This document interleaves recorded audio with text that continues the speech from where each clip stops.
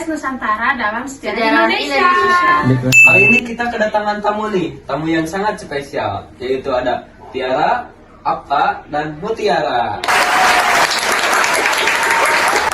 Jadi karena podcast kita ini bertema tentang Nusantara, jadi hari ini kita akan membahas kerajaan yang ada di Indonesia. Nah, kerajaan yang akan kita bahas ini salah satu kerajaan yang besar dan terkenal di Indonesia, bahkan peninggalannya pun masih ada nih sampai sekarang. Nah, sebelum itu kita nanya dulu dari narasumber kita, kira-kira bahwa bahas negara apa nih hari ini? Jadi kita sekarang akan membahas tentang Mataram kuno yang di Mataram kuno itu kan ada 3 dinasti. Nah, 3 dinasti itu ada dinasti Shailendra dan dinasti Isyana. Nah, dari kita bertiga itu ada tentang dinastinya. Kalau boleh tahu awalnya didirikan Mataram kuno itu dari sih? Nah, jadi ini tuh diawali dari dinasti Sanjaya. Nah, jadi pada abad ke-8 kalau nggak salah, ini tuh berdiri sebuah kerajaan Hindu yang bernama Mataram kuno. Terus waktu itu didirikan oleh Raja Sana. Nah, kemungkinan Raja Sana ini tuh merupakan seorang galuh dari Jawa Barat yang terpaksa pindah ke Jawa Tengah karena kerajaan itu sedang dijajah oleh kerajaan Pasundan. Nah, terus pada saat abad ke-717 Masehi kalau nggak salah, Raja Sana itu digantikan oleh keponakannya yaitu Sanjaya. Itu terus Raja Sanjaya itu baru mulai menjabat pada tahun 342 sampai 360 Masehi waktu itu. 732 sampai 760 Masehi itu yang benar. Lalu Raja Sanjaya mulailah ya intinya untuk merintis kerajaan Sanjaya, dinasti Sanjaya maksudnya Mataram kuno.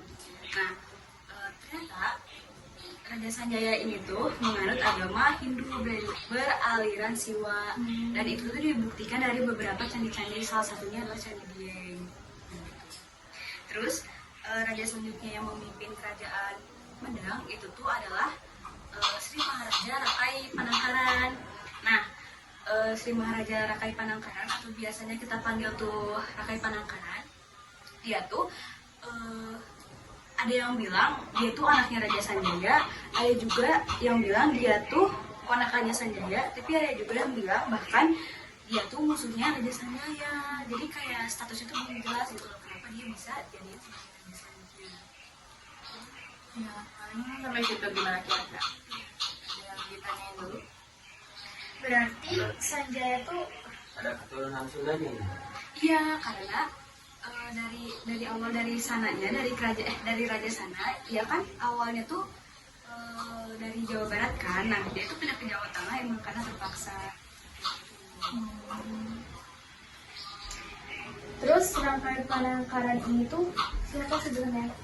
Nah, dari beberapa sumber itu belum dijelaskan secara benar. Jadi kalau misalnya kita cari di semua sumber, enggak, di beberapa sumber, mereka tuh bilang tuh beda-beda. Jadi kayak aku sebutnya ada yang bilang anaknya, ada yang bilang ponakannya, atau bahkan ada yang bilang musuhnya gitu. Nah, mungkin memang sampai sekarang tuh belum ditemukan peninggalan-peninggalan yang benar ya. Jadi sampai sekarang tuh masih benar itu sebenarnya siapa.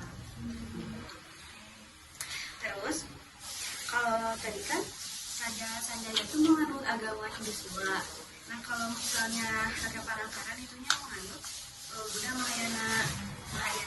Nah, itu tuh dibuktikan dengan adanya peninggalan dari candi-candi atau prestasi sebelumnya saat Raja Panangkaran itu menjabat. Gitu. Mungkin emang itu faktor politik mungkin ya. Gitu. Lalu ketika Raja Panangkaran memimpin kerajaan Sanjaya itu diambil alih atau dijajah lah istilahnya itu oleh kerajaan Shailendra yang waktu itu dipimpin oleh Dapur Tahyang. Dinasti ya? Dinasti Dapur Tahyang. Gitu. Terus waktu itu pasukannya Rakyat Panangkaran itu kalah. Terus waktu Rakyat Panangkaran itu menjabat, itu tuh dinasti Sailendra itu mulai menggeser dinasti Sanjaya. Terus waktu Rakai Panangkaran itu menjabat juga, itu tuh digantikan kan oleh raja yang lain, dan ternyata raja yang baru itu lemah. Alhasil si dinasti Sanjaya itu mulai diambil alih oleh dinasti Sailendra. Alhasil dinasti Sanjaya itu mulai punah, nggak ada waktu. Ya. Kira-kira kayak gitu. Terus kenapa Shailendra sama Sanjaya bisa berkonflik? Kemungkinan dari sumber yang aku tahu gitu, kemungkinan ada dua kan, karena mereka beda agama ya. Sanjaya kan Hindu, sedangkan Shailendra Buddha. Jadi karena perbedaan agama, lalu yang kedua karena merebut kekuasaan. Juga karena ini nggak sih sistem perdagangannya juga kan?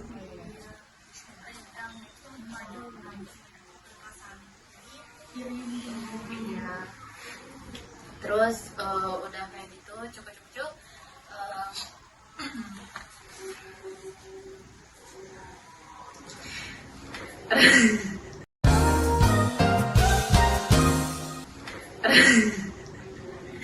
Kenapa nih? Diem nih. terus udah itu Rakai Panangkaran ternyata dia itu nggak mati tapi memilih untuk mengalah. Ada yang bilang dia ini jadi pertapa lalu hidup tenang, ada juga teori yang bilang kalau dia ini jadi bawahannya dinasti Sailendra. Nah setelah Rakai Panangkaran kalah diganti oleh raja-raja yang lemah kan, yang nggak cekatan lah, nggak cakap kerjanya. Nah diganti dinasti Sailendra. Habis itu Rakai Panangkaran punya cucu namanya Rakai Pikatan sekitar abad ke-9 Masehi. Nah, Rakai Pikatan ini dia adalah tokoh kerajaan Mataram yang terkenal. Dia punya ambisi tujuan ingin membangkitkan kembali dinasti Sanjaya dan menyatukannya dengan dinasti Sailendra. Tapi Rakai Pikatan ini sadar kalau dia langsung nyerang Sailendra otomatis langsung kalah, karena kan Sailendra udah berkuasa, dia udah kuat, udah ngebangun Candi Borobudur, ternyata juga berkaitan ya sama Candi Borobudur. Terus dia bikin strategi muter otak gimana caranya biar nggak langsung terjadi perang gitu di lapang. Nah maka dia strateginya adalah dengan politik pernikahan, yaitu dengan menikahi Pramodawardhani. Nah, siapa Pramodawardhani ini? Jadi dinasti Sailendra ini waktu itu dipimpin oleh Samaratungga, artinya Samaratungga. Nah, Samaratungga punya anak namanya Pramodawardhani dan Balaputra Dewa.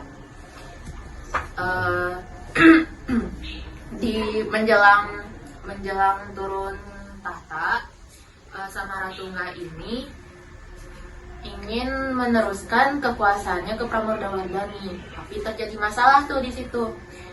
Balaputra Dewa merasa dia lebih berhak tuh karena dia bilang, yang mulia, dari dulu kerajaan yang memimpin itu laki-laki bukan perempuan. Terus dia juga khawatir, saya khawatir takutnya nanti agama Hindu bakal menyebar lagi dan Buddha akan gugur. Ya. Terus si Samaratungga ini keturunannya siapa? Jadi si Samaratungga ini keturunannya siapa? Samaratungga ini beda dinasti sama Sanjaya. Jadi dinasti iya, dinasti apa tadi? Sailendra. Lanjut. Terus asik. Nah, terus Rakai Pikatan ini dia minta izin kalau Samaratungga udah menikahi putrinya. Samaratungga menyetujui. Kenapa Samaratungga kok setuju mau menikahkan Pramodawardhani dengan Rakai Pikatan? Karena karena ada beberapa alasan kuat, yaitu Bala Putra Dewa ini kurang kuat, jadi dia butuh menantu yang bisa melindungi anaknya, dan juga Rakai Pikatan ini bisa membantu Pramodawardhani berpuasa. Nah, saat menjelang pernikahan, pernikahan tetap terjadi antara Pramodawardhani sama Rakai Pikatan, lalu Samaratungga meninggal. Nah, Bala Putra Dewa pun dia minta haknya dong, jadi buat jadi raja meneruskan kekuasaan Mataram. Nah, terjadilah perang antar saudara antara Rakai Pikatan dengan Bala Putra Dewa. Nah, Bala Putra Dewa di situ gugur. Lalu dia terpaksa diasingkan ke Sriwijaya. Nah, ternyata plot twist-nya setelah diasingkan ke Sriwijaya, Bala Putra Dewa di sana menjadi raja, lalu kerajaan Sriwijaya di sana maju dan sukses. Setelah itu, Lah kok Bala Putra Dewa gak terima? karena Bala Putra Dewa dia takut, dia khawatir agama Hindu bakal menyebar lagi. Terus agama Buddha bakal gugur. Nah kan yang tadinya Rakai Pikatan kan dari Sanjaya. Nah agamanya Hindu kan. Nanti kalau dia berpuasa, otomatis itu juga bakal Iya juga. Oh, jadi kalau Putra Dewa ini Buddha. iya. Lalu setelah menang dari Bala Putra Dewa, Rakai Pikatan pun menguasai Mataram kuno dari dinasti Sanjaya. Sebagai simbol antara agama Hindu dan Buddha ini berdampingan, Bala Putra Dewa membangun candi Prambanan. Nah jadi nyambung ternyata candi Prambanan sama candi Borobudur. Candi Prambanan orangnya Hindu, Prambanan Hindu, Borobudur Buddha. Rakai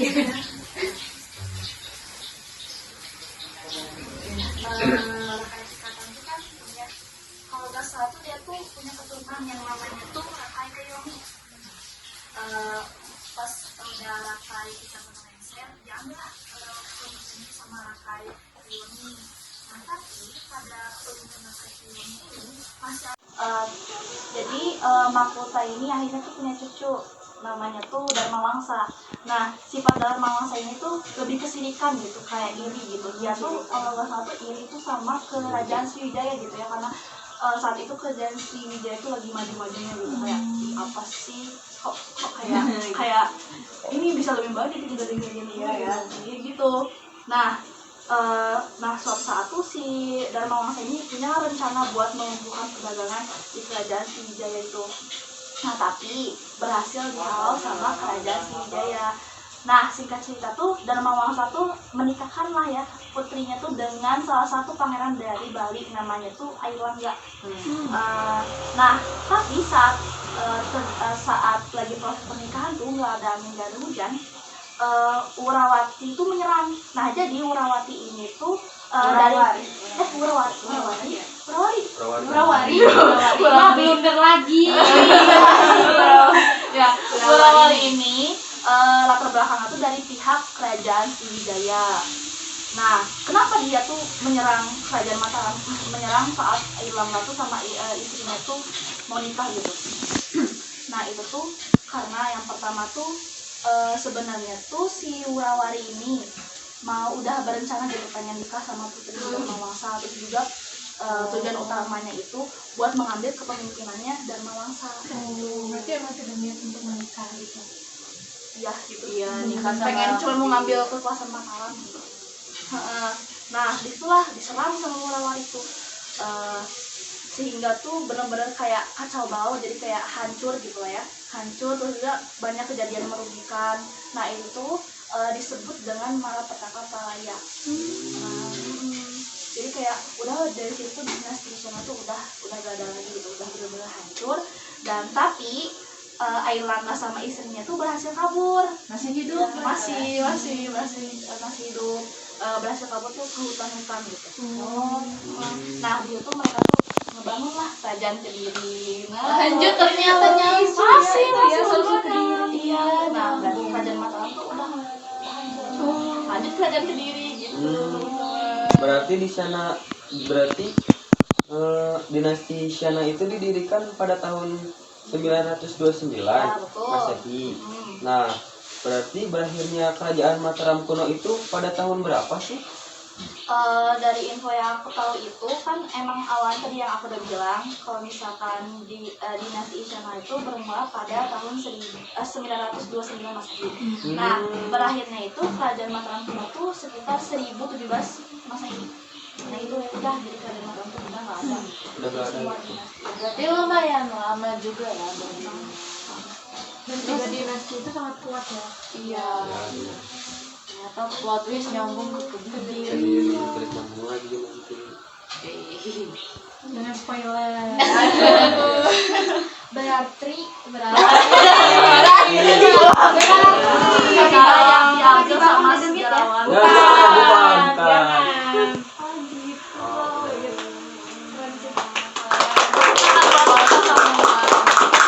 Untuk Tiara, Apta dan Mutiara karena sudah menjelaskan bagaimana asal-usulnya sejarah Mataram kuno, terus jelasin sedikit ya gimana dan jadi tahu ternyata Candi Borobudur itu dan Candi Prambanan itu bukan dari Dedemit ya.